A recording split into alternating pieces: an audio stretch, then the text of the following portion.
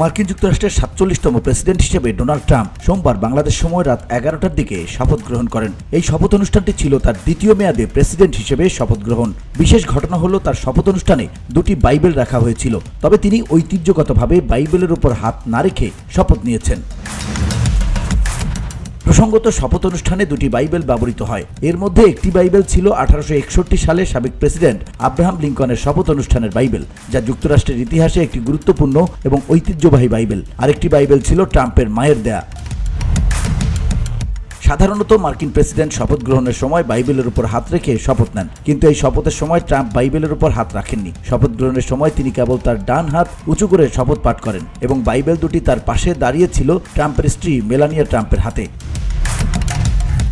এর আগে মার্কিন প্রেসিডেন্ট 2017 সালে প্রথম মেয়াদে ডোনাল্ড ট্রাম্প স্ত্রী মেলানিয়া ট্রাম্পের হাতে দুটি বাইবেলের উপর হাত রেখে শপথ নিয়েছিলেন।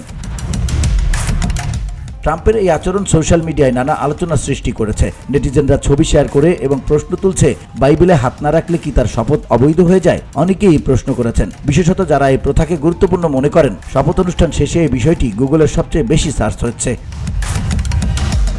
এই বিষয়টি নিয়ে বার্তা সংস্থা রয়টার্সকে ব্যাখ্যা দিয়েছেন প্রেসিডেন্সিয়াল স্কলার ও টেক্সাস বিশ্ববিদ্যালয়ের ইতিহাসের প্রফেসর জেরিমি সুরি। তিনি বলেন, মার্কিন সংবিধানে এমন কিছু উল্লেখ করা হয়নি যে প্রেসিডেন্টকে শপথের সময় বাইবেলে হাত রাখতে হবে। শপথ মূলত সংবিধানের উপর নেওয়া হয়। বাইবেলে হাত না রাখলে শপথের কোনো অসামঞ্জস্যতা নেই।